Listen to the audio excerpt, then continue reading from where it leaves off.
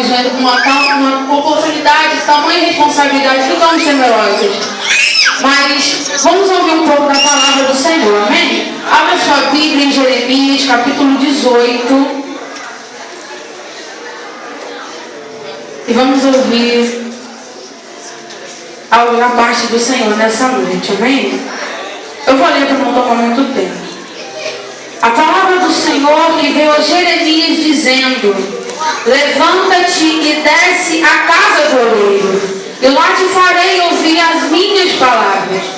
E desci à casa do oleiro, e eis que ele estava fazendo a sua obra sobre as rodas. Como o vaso que ele fazia de barro se quebrou na mão do oleiro, tornou a fazer dele outro vaso, conforme bem lhe pareceu aos seus olhos fazer. Então veio a minha palavra do Senhor dizendo: não poderei eu fazer de vós como este oleiro, ó casa de Israel? Diz o Senhor: eis que como barro na mão do oleiro, assim sois vós na minha mão, ó casa de Israel. Amém? Sim, te dão uma linda salva de palmas para Jesus nessa noite. A igreja está muito quieta, mas eu peço que você glorifique, porque quanto mais glória sobe, mais glória desce. E quanto mais glória você dá, o vaso fica menos nervoso aqui na frente. Amém? Somos comparados na Bíblia como vasos. E é claro que conhecemos vários tipos de vasos. Vasos de ouro, de prata, de pau. E o famoso vaso de barro. Se fosse por escolha própria, claro que escolheríamos ser um vaso de ouro precioso. Mas não é bem assim. O Senhor escolheu colocar o seu tesouro no vaso de barro, para que a excelência do poder seja do Senhor e não do vaso. A Bíblia diz: levanta-te. E quando se fala em levanta-te, está se falando em despertamento. O Senhor quer que saiamos do comodismo, que deixemos a preguiça de lado, que oremos mais, que nos consagremos mais e que descemos mais na casa do oleiro. A palavra do Senhor diz em descer. E quando descemos, isso significa humildade. Em Jeremias capítulo 29, diz que Nabucodonosor teve que descer, teve que renunciar ao seu trono. Em Atos capítulo 10, diz que Paulo teve que descer do cavalo. Em Atos capítulo 9, diz que Pedro teve que descer do terraço. E em Lucas capítulo 19, diz que Zaqueu teve que descer da árvore. E quando descemos e se humilhamos na presença do Senhor, assim podemos ouvir a voz dele para nós. A Bíblia diz que ele estava fazendo a sua obra. Isso quer dizer trabalho. Muitas das vezes não sujeitamos ao trabalho missionário, ao trabalho dentro da casa do Senhor. Principalmente nós jovens, né? Somos muito acomodados. Mas o Senhor diz nessa noite: prepara-te, porque eu quero te usar. Eu quero fazer de você um vaso de honra. Não é só porque você está no banco, que você não tem oportunidade todo dia, que Deus não pode te usar. Eu comecei assim como você. Até os 13, 14 anos de idade, eu nem sabia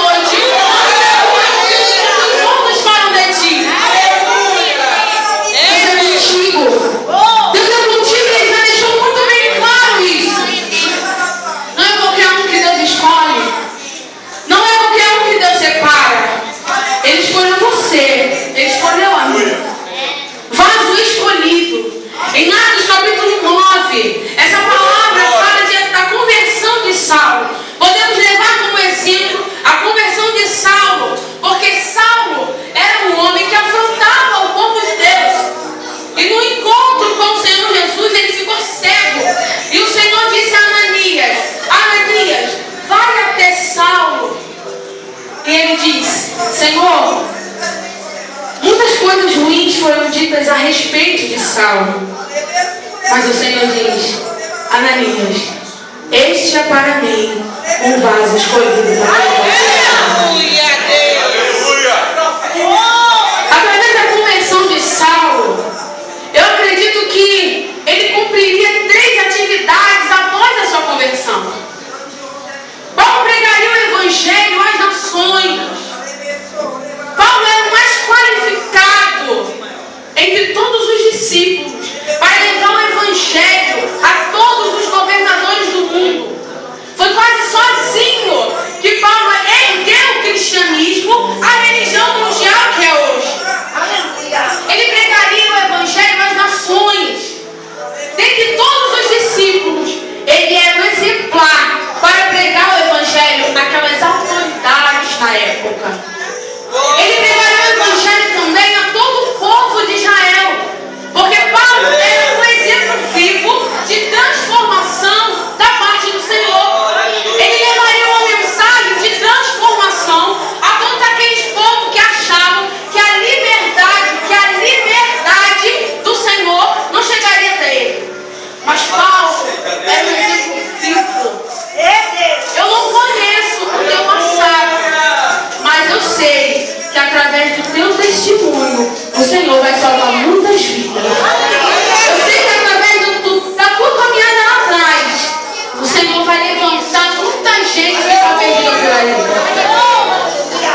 Em 1 Coríntios 6:20 diz que fomos comprados por bom preço e que devemos glorificar a Deus, porque o nosso corpo e a nossa alma pertencem ao Senhor. Somos um vaso comprado nas mãos dele. A Bíblia diz que fomos comprados da maldição. A Bíblia diz que fomos comprados do pecado, fomos resgatados das vãs maneiras, fomos resgatados pelo sangue de Jesus. E se você acha que nessa noite você está aqui em vão, não te preocupa. Deus que te resgatou, Deus que te escolheu, Deus que te capacitou. E é por isso que você está aqui nessa noite. Não pode confiar aqui só esquentando o banco, não, meu filho. A coroa está chegando. Hoje são esses missionários, presbíteros e pastores que estão aqui em cima. Amanhã pode ser você. Amanhã pode ser você. Você escolhe as coisas loucas desse mundo para confundir os sábios.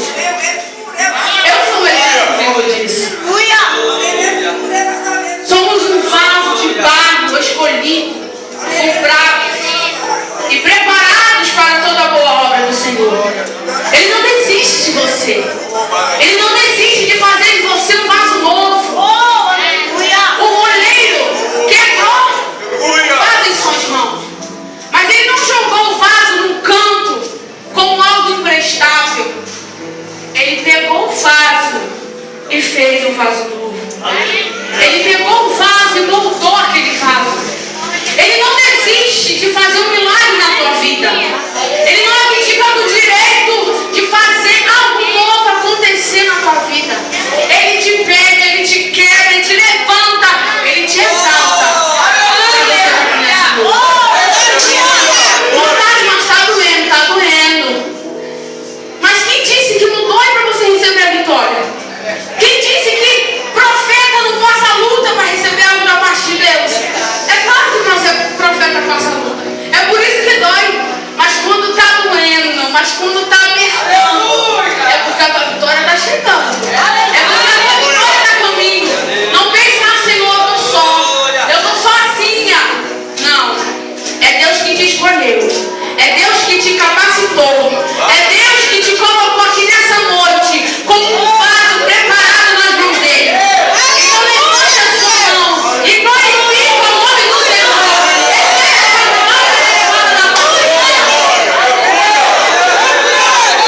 Antigamente era costume, já vou terminar. Antigamente era costume colocar suas joias e riquezas em vasos simples, de barro, sem aparência nenhuma.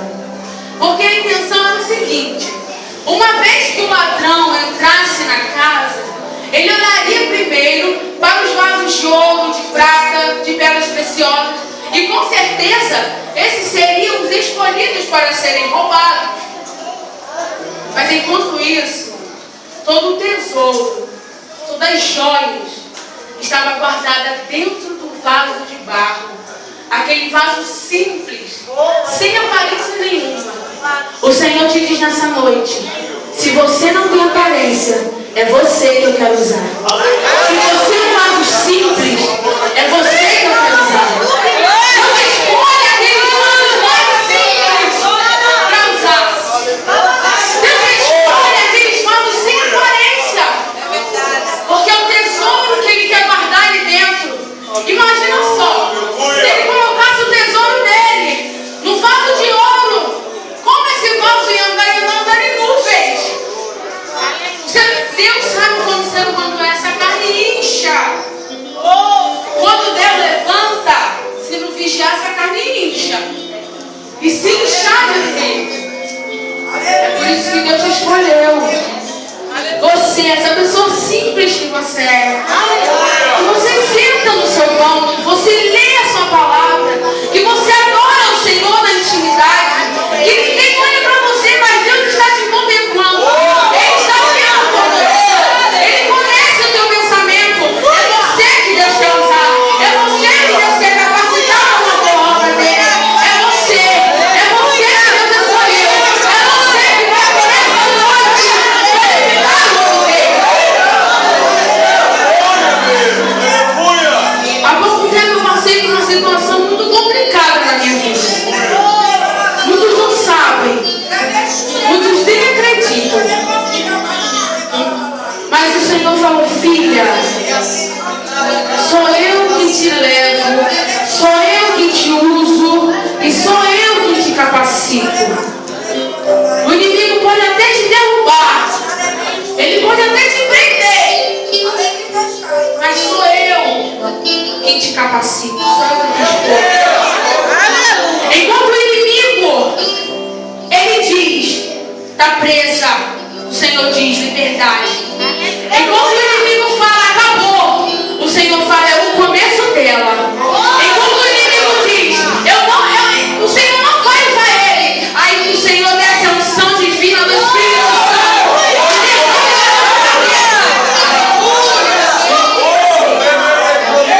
É assim que Deus te usa. É assim que Deus quer agir na tua vida.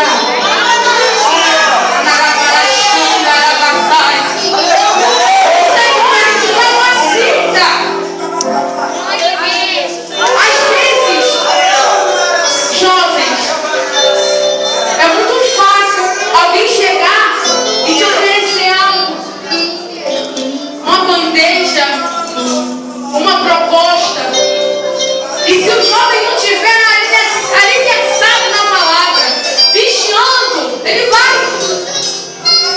Lemos aqui que jovens são fortes, mas vigiam porque a carne é fraca. Vigiam porque a carne é fraca. Se o Senhor te escolheu, se você já tem certeza do teu ministério, não jogue ele fora, não. Vale a pena servir a Deus.